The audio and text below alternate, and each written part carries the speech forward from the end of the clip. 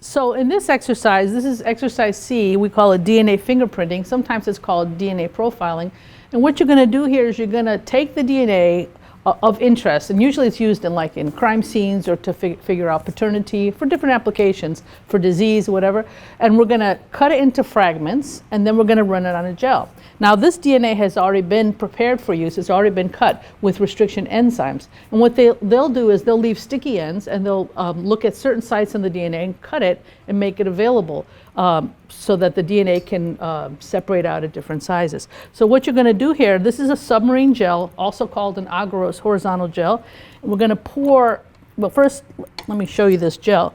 Here's the gel here, okay, and we're going to take the grommets on either side off. And this is, you have to do this carefully or you'll damage the gel. So I suggest you do this end first just to get used to it. Okay, so we're going to run the spatula along the bottom to separate the grommet, this black grommet, from the gel itself. And you have to be careful when you pull it that you don't damage the gel.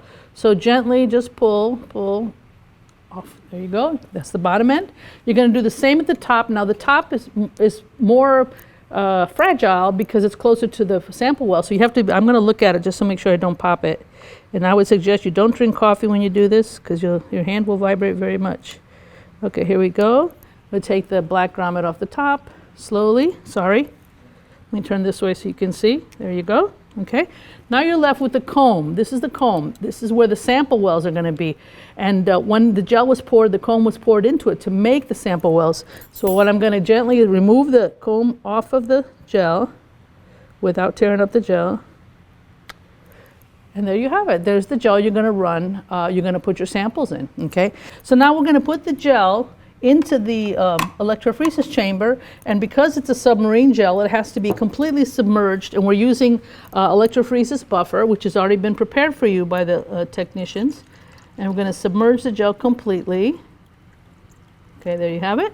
Okay, now you have to be able to visualize the wells. If you can't see it, I suggest putting a sheet of paper underneath, colored paper, white paper, whatever it is, so that you can see the wells clearly. So this is a pipette. It's a fixed volume pipette. It has pipettes up 35 microliters. So what you do is you put it in the pipette tip on it, and sometimes the tips don't fit well, so you want to make sure to put it in nicely. And these little foils have the different samples of DNA. Now they've already been pre-stained, and you see they're labeled A, B, C, D, right? You're going to puncture it. I want to do that, but I'm going to puncture it because otherwise we won't be able to use this DNA. And we're going to pipette up and then use it into the gel. So pretend, in fact, let me just do this. Let me just pipette up the buffer. So the volume of buffer is right up to here. You don't want to get any air bubbles or anything in it because that'll be pipetted into the gel. You have about 35 microliters of sample. Put your elbow on the table over the sample well. Just pipette out without disturbing it. Try not to disturb it. Keep pipette, and then out you go, and then let go. Do the same for every single sample, okay, going across, starting from left to right. And then you're ready to go. Now when you put the lid on, you want to make sure that the black end goes to the black pole electrode and the red goes to the red, okay? This is the negative, this is the positive. And so we're going to do it that way. Don't do it backwards because you'll ruin your gel. Okay, and then you're going to turn on the electricity. Now you have two options, 70 volts or 125 volts. I recommend 70 so you have a nice slow separation of the DNA fragments. Okay, be careful your hands are not wet when you're touching this, right? You turn it on and you'll be able to see, if there's electrical current running, you'll be able to see bubbles on both sides here, because a platinum electrode on either side the bubbles will emanate from the platinum electrode. And there you have it. Then the gel will run. It might take about an hour for the gel to run. The DNA fragments will separate. You want to continue separating until the smallest fragment gets close to the edge of the gel, but not off the gel. So you'll be able to see colored bands showing up on the DNA. Now, in a real lab, the DNA would be unstained. But we're using already pre-stained DNA so that you can visualize it as it's being separated. Okay, so now we're going to use the gel and look at different applications of this Agarose, this horizontal Agarose gel. In the first application, exercise C1, we're determining familial relationships. Now, the way the story goes, two brothers were separated from their mothers and fathers at wartime, and then they sought out their parents to try to figure out whose mom was whose. And so we have DNA from the two boys. They happen to be cousins. the DNA from their mothers, and only one surviving father is left, so we have DNA from him. So we've taken DNA extracts, run it on the gel, and we have different, I'll just show you, different colored samples for you to see. And what we want you to see is compare the fragments of one lane to the other. Okay, now remember, the two boys are not going to be exactly like their mother or exactly like their father, because your DNA is a mixture of both mother and father. You're not a clone of one parent or the other. So it's going to have some bands from dad and some bands from mom. So in this exercise, you're supposed to distinguish between which mother belongs to which boy and which father. The only one surviving father left, okay? And as you can see, the DNA fragments are colored so that the smaller DNA fragments are at the bottom of the gel. The ones closer to the sample well are the larger DNA fragments, okay? You'll be able to see that, okay? That's exercise C1. So in exercise C2, we're doing a murder investigation. Now in this case, you have DNA that was left behind at a crime scene, and we've taken the DNA and digested with two different types of restriction enzymes. So you're going to get different patterns of separation. And then we have two culprits, or two potential culprits, and so we've taken the DNA from the first culprit and digested it with both the same types of enzymes as what was left behind at the crime scene. And we did the same thing for the second suspect, took his DNA and digest it with two different restriction enzymes to get different fragments. Okay, so this is the result of the gel that was run with DNA cut with different restriction enzymes. So in the first two lanes is the DNA left behind at the crime scene cut with two different enzymes. In the third and the fourth lane is the first suspect cut with two different enzymes, his DNA was. And then in the last two lanes, the second suspect, his DNA was cut with two different enzymes. So we're comparing two bands at a time this time.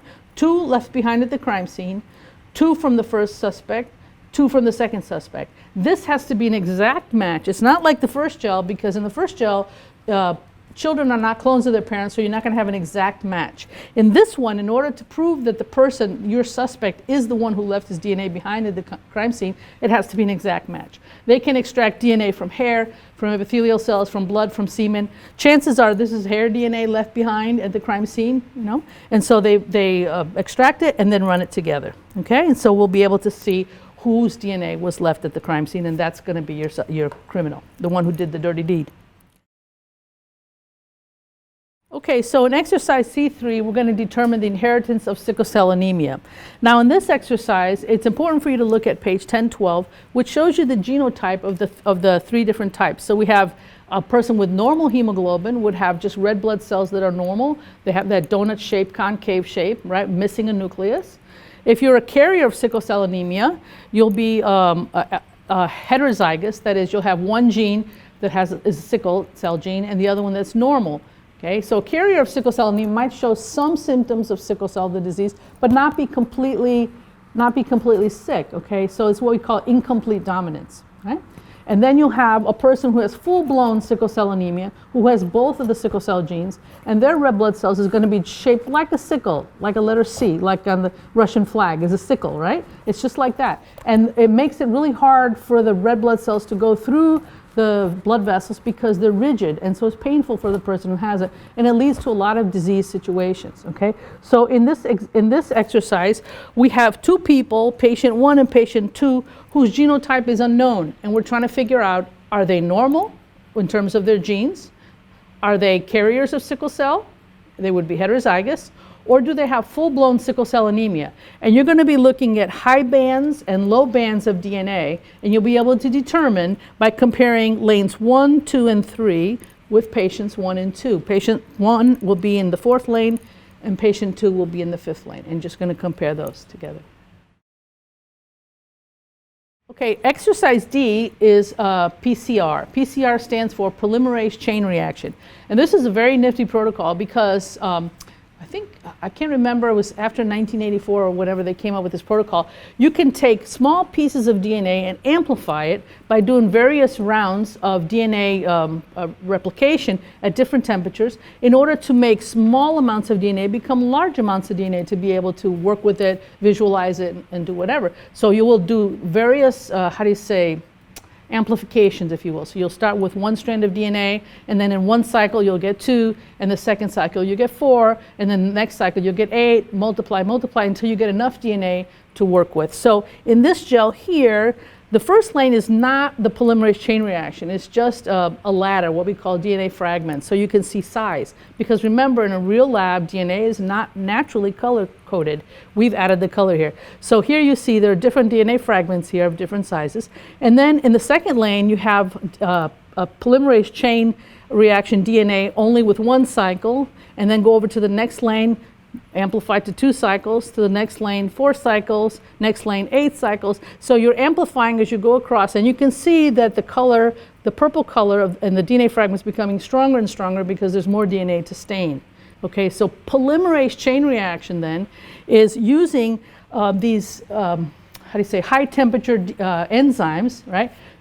That are able to work under very, very high temperatures and amplify the DNA so that you can visualize it for whatever application you're going to do. PCR is very popular, very important technique, especially like if you think of in 9/11 when they found different pieces of DNA at the site of 9/11, it was only just a small amount. They used polymerase chain reaction to amplify that DNA so that they could work with it and then compare it to for example, if somebody's missing and the relative is looking for him, they can collect DNA from a hairbrush or a toothbrush, use polymerase chain reaction to amplify DNA found at the site, and then compare to see if it's exactly the same. This is a very important protocol for these kinds of situations, for identifying individuals who are not identifiable after a tragedy, like an airplane crash or whatever.